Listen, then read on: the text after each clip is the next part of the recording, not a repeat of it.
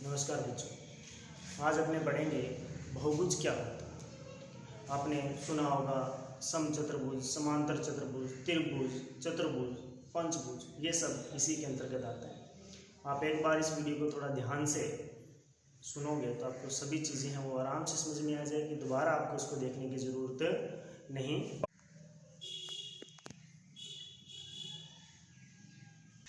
हाँ, तो अपने सबसे पहले देखते हैं बहुभुज क्या होता है। इसके नाम पे आओ। सबसे पहले नाम में देखें, दो शब्द लिखे हुए हैं, बहु प्लस भुज। हिंदी में आप लोग संधि विच्छेद करना जानते हैं, करो बहुभुज, बस स्पष्ट हो गया। बहु का मतलब दो से ज्यादा। यदि कोई भी संख्या, अंक, वस्तु दो से ज्यादा होती है तो अपन उसके लिए बहु शब्द यूज कर सकते हैं। और भुज का मतलब आप समझ रहे हो आसानी से, भुजा मतलब ऐसी बंद आकृति जिसमें दो से ज्यादा भुजाएं हो। मैंने एक शब्द बोला बंद आकृति, ये भी मेंशन करना है, बंद आकृति। कैसे? इसकी सही डेफिनेशन देखें कि बहुभुज किसे कहते हैं। दो या दो से अधिक, सॉरी दो नहीं, दो से अधिक भुजाओं से बनी बंद आकृति को अपन कहते हैं बहुभुज।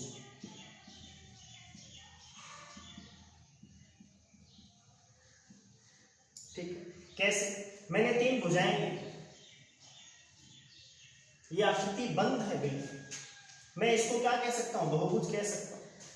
लेकिन यदि ये ऐसा हो, क्या ये आकृति बंद है? नहीं, ये खुली आकृति है। और ये कौन सी आकृति है? बंद। तो दो से अधिक भुजाएं हैं, बंद आकृति है, तो उसको आप बहुभुज कह सकते हैं। यहां भी दो से अधिक भुजाएं हैं, कितनी? एक, दो और तीन। लेकिन इनके सिरे आगे खुले हैं, बंद नहीं है सिरे, खुली आकृति है। खुली आकृति है तो इसको अपन बहुभुज नहीं कह सकते। अब आगे इसके प्रकार है, भुजाओं की संख्या पे डिपेंड करते हैं। यदि आपने उस आकृति में तीन भुजाएं ली है, जैसे मैंने ऊपर जो बनाया है उसमें तीन भुजाएं ली है, तो इसको कहेंगे त्रिभुज। समझ गए होंगे आप लोग। यदि चार भुजाएं हैं तो कहेंगे चतुर्भुज, पांच भुजाएं हैं तो पंचभुज, छह भुजाएं हैं तो षटभुज। इसी प्रकार जितनी भुजाएं होंगी उनका नाम लिख देंगे और लास्ट में लगा देंगे भुज शब्द। तो मेरे ख्याल से आप बहुभुज को बड़ी आसानी से सीख गए होंगे। बस एक शब्द अपने लिए ध्यान में रखना है कि जो भी अपना आकृति बनाए वो कैसी होनी चाहिए? बंद आकृति होनी चाहिए। ठीक है, ये क्या है? ये बहुभुज है या नहीं है? क्यों? आप इस डेफिनेशन पे जाओ। दो से अधिक भुजाएं हैं, भुजा एक, दो, तीन और चार भुजाएं, तो बनी हुई आकृति बंद है ना? हाँ, आपको कि सर ये तो नीचे से अंदर घुसी है, नहीं, कोई दिक्कत नहीं। अंदर घुसी है, बाहर निकली हुई है, उसके आधार पर इनके अलग अलग प्रकार होते हैं, वो अपन आगे चल के बात कर लेंगे।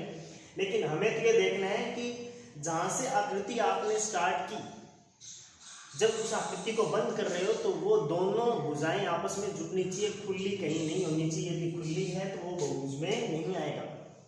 जैसे एग्जाम्पल मैंने दिया। हाँ, यदि मैं इसको ऐसा छोड़ देता, ऐसा और ऐसा, तब ये आपका बहुभुज नहीं होता। चलो, ये बात आपको समझ में आई है। उसके बाद अपन बात करते हैं विकर्ण। एक शब्द आता है, जब अपन त्रिभुज की, चतुर्भुज की बात करेंगे तो उस समय विकर्ण नाम का शब्द अपने सामने आएगा। तो विकर्ण आपको मैं पूछूंगा चित्र बना के कि विकर्ण क्या है, या इस चित्र में मैं पूछ लूं कि कौन सा विकर्ण है, तो आप कह दो सर की जो बीडी वाली जो भुजा है ये विकर्ण है। लेकिन इसको शब्दों में लिखना हो तो अपन कैसे लिखते हैं वो देखते हैं अपन आगे। हाँ, तो विकर्ण की बात अपन कर रहे हैं। विकर्ण से पहले मैं इसकी डेफिनेशन लिखूं तो एक शब्द और सीखना होगा आपको, शीर्ष। बहुभुज के अंदर एक शीर्ष शब्द भी आता है। क्या होता है? जब दो भुजाएं जहां मिलती है उस जगह को बोलते हैं शीर्ष। जैसे ये मैंने क्या बनाया? चतुर्भुज बनाया है, और इस चतुर्भुज में जहां भी दो भुजाएं मिली है, मतलब यहां तो इस जगह को अपन क्या कह सकते हैं? शीर्ष कह सकते हैं। ये भी शीर्ष, ये भी शीर्ष और ये भी शीर्ष। अब आओ अपनी डेफिनेशन, विकर्ण किसे कहते हैं? दो शीर्षों को मिलाने वाली रेखा, दो शीर्षों को मिलाने वाली रेखा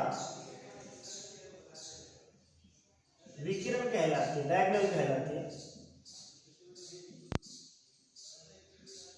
ठीक है, ये भी शीर्ष, लेकिन एक शब्द यहाँ आपने ध्यान में रखना है दिमाग में, शीर्ष कौन से, ये भी शीर्ष है, ये भी शीर्ष है। शर्त ये है कि वो एकांतर शीर्ष होने चाहिए। ऐसे नहीं कि दो पास पास वाले शीर्षों को जोड़ दो, वो तो जोड़ भी नहीं सकते।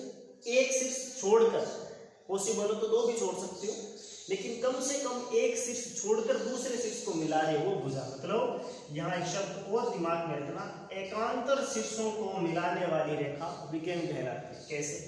एक नंबर शीर्ष, दो नंबर, तीन। यदि मैं एक शीर्ष छोड़कर ये भुजा दो शीर्षों को जोड़ रही है ना, इस भुजा को मैं कहूंगा विकर्ण। एक और एग्जांपल देता हूं, जैसे मैंने ये बना लिया है पंचभुज, जो किनारे दिख रहे हैं ये सब क्या है? शीर्ष है। एक शीर्ष ये रहा, दूसरा ये रहा, एक छोड़ दो बीच वाला, ये वाला क्या कहलाएगा? विकिरण कहलाएगा। जरूरी नहीं मैं एक छोड़ दूं, दो भी छोड़ सकता हूं यदि पॉसिबल है तो। ये वाली रेखा भी क्या कहलाएगी? विकिरण। यहां से स्टार्ट करो, किसी भी एक शीर्ष को छोड़कर दूसरे पे, तीसरे पे, जहां भी मिला सकते हो, ये भी क्या कहलाएगा? सब के सब क्या है? विकिरण। तो मेरे ख्याल से विकिरण शब्द आप लोगों को अच्छे से समझ में आ गया होगा कि एकांतर शीर्ष को छोड़कर शीर्षों को मिलाने वाली रेखा क्या कहलाती है? विकिरण कहलाती है। ठीक है, तो अब अपन देखते हैं आगे उत्तल और अवतल बहुभुज। ठीक है, अपन एक बहुभुज बनाते हैं, जैसे कोई भी आकृति बना लो या कोई भी, मैंने पंचभुज बना। पंचभुज के जो अंदर का एरिया है वो ध्यान रखो, अंदर वाला भाग, और ये क्या इसका कहलाता है? बहिर्भाग। इसके अंदर का एरिया अंतर्भाग, और ये दूसरा क्या कहलाएगा? बहिर्भाग। एक आता है उत्तल और अवतल बहुभुज किसे कहते हैं, आपको मैं बहुभुज बना के दिखाता हूं।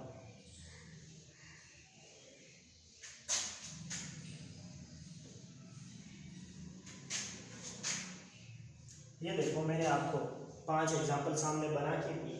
इनमें से कुछ एक जो बहुभुज है वो उत्तल प्रकार के हैं, कुछ एक अवतल।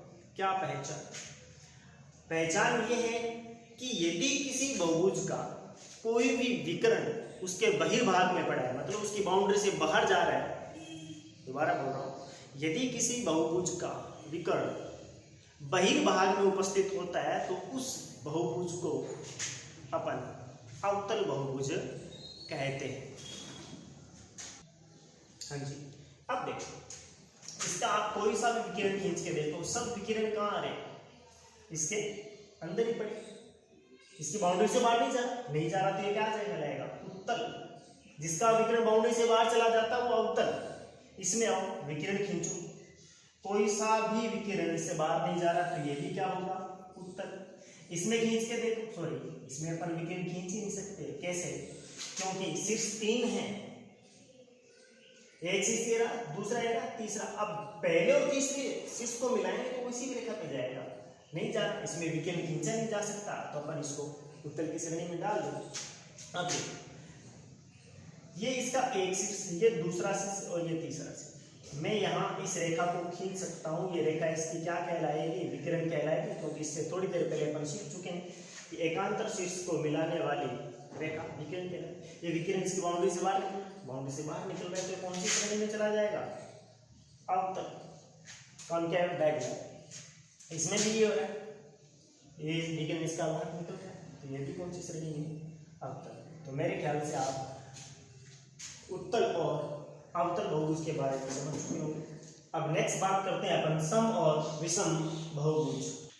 तो मैंने यहाँ 3 चतुर्भुज बनाए, सम और विषम। सम का मतलब है ऐसा बहुभुज जिसके सभी कोण व भुजाएं बराबर हो, वो क्या कहलाता है? सम बहुभुज कहलाता है। ये चतुर्भुज है, इसको हम सम चतुर्भुज कहते हैं। ठीक है, अब देखो ये चारों भुजाएं बराबर है, आपको दिख रहा होगा, और चारों कोण भी बराबर है। कितने? 90 डिग्री के क्रम। और 90 डिग्री का कोण यदि दर्शाना हो बिना अंकों के तो इस तरीके का चिन्ह लगा दिया जाता है। ये चिन्ह किसको रिप्रेजेंट करता है? 90 डिग्री को। और यदि आपने भुजाएं बतानी है कि आमने सामने की भुजाएं बराबर है, पहली बात आमने सामने की भुजाओं को सम्मुख भुजाएं भी कहते हैं। यदि ये दोनों भुजाएं बराबर है तो आप इनपे छोटा एक चिन्ह कट का लगा सकते हो, हाइफन डैश कुछ भी बोले। यदि दो भुजाओं पर ये वाला चिन्ह उपस्थित तो इसका मतलब इन दोनों भुजाओं की लंबाई क्या है?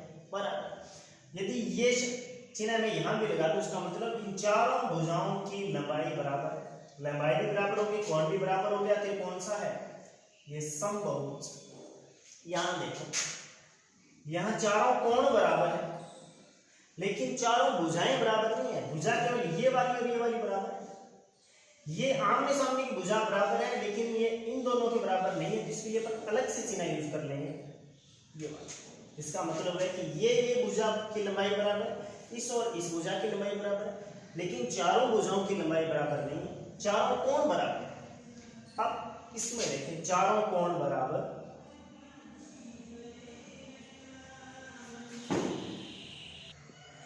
तो इसमें चारों कोण बराबर है, चारों भुजाएं बराबर नहीं, लेकिन समबाहुभुज की डेफिनेशन में कोण भी बराबर हो, भुजा भी बराबर हो।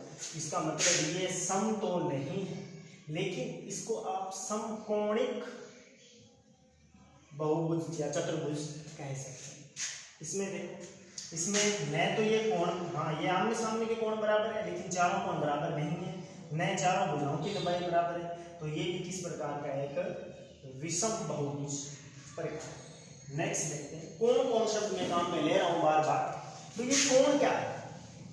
कोण होते हैं किन्हीं भी दो शीर्ष भुजाओं के मध्य जो दूरी, जो अपन एक डिग्री में मापते हैं उस डिग्री को बोलते हैं कोण। जैसे मैंने दो शीर्ष भुजाएं, शीर्ष भुजा कौन सी होती है? जिनका शीर्ष बिंदु या एक ही शीर्ष बिंदु से निकलने वाली दोनों भुजाएं क्या कहलाती है? शीर्ष भुजाएं। अब इनके बीच की जो दूरी है, ये दूरी किस में मापी जाती है? हमेशा कोण में मापी जाती है, ठीक है। और इस कोण को इनके मध्य बने जो इनके मध्य की दूरी है, उस दूरी को किससे रिप्रेजेंट किया जाता है? कोण के द्वारा प्रदर्शित किया जाता है। आगे चलते हैं अपन प्रकार।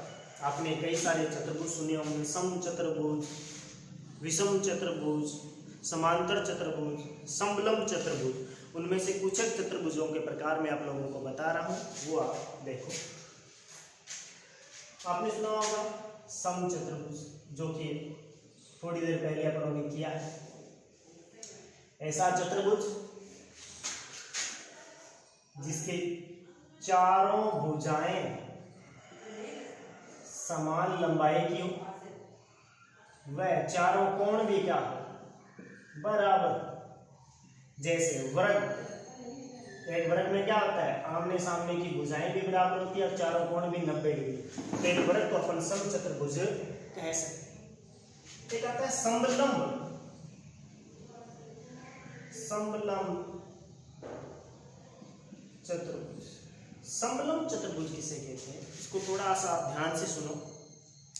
समलंब चतुर्भुज उसे कहते हैं जिसमें सम्मुख भुजाएं समांतर, कम से कम दो भुजाएं समांतर, इसमें एक समांतर भुजाओं का जोड़ा हो। कैसे?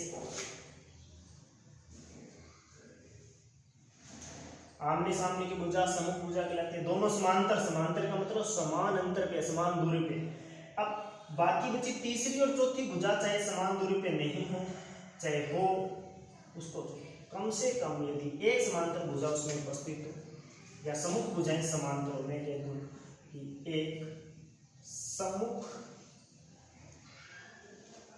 भुजा का युग्म हो, वो क्या कहलाती है? समलंब चतुर्भुज कहलाती है। एक आता है समांतर चतुर्भुज। समांतर चतुर्भुज, समांतर चतुर्भुज में क्या होता है? सम्मुख भुजाएं, दोनों सम्मुख भुजाएं। एक चतुर्भुज में चार भुजाएं होती है, आमने सामने की, ऊपर नीचे की। तो एक चतुर्भुज में दो सम्मुख भुजाएं होती है। इसके बाद ये भुजा सम्मुख कहलाती है और ये भुजा सम्मुख कहलाती है। यदि किसी चतुर्भुज में केवल एक सम्मुख भुजा का युग्म हो तो वो कहलाता है समलंब। यदि उसकी दोनों सम्मुख भुजाएं समांतर हो, दोनों सम्मुख भुजाएं मतलब ये भी समांतर और ये वाली भी समांतर हो, ये सम्मुख भुजा समान दूरी पे है, ये वाली सम्मुख भुजाएं भी समान दूरी पे, मतलब दोनों सम्मुख भुजाएं समांतर हो तो उसे बोलते हैं समांतर चतुर्भुज। तो इस प्रकार आपने आज चतुर्भुज के बारे में जो भी जानकारी ली उसको थोड़ा सा देखो, बहुभुज क्या होता है, विकिरण क्या होता है, उत्तल अवतल क्या है, ये सब आप लोग समझ गए होंगे। तो इस टॉपिक की हेल्प से आप कक्षा 8 में गणित में प्रश्नावली संख्या 3 उसको आप बिना किसी परेशानी के आसानी से सोल्व कर सकते हो। एक बार इसको दोबारा ढंग से देखकर और अपने क्वेश्चन आंसर सोल्व करने की कोशिश करो और मेरे ख्याल से सभी क्वेश्चन आंसर आप लोग इसकी हेल्प से सोल्व कर दो।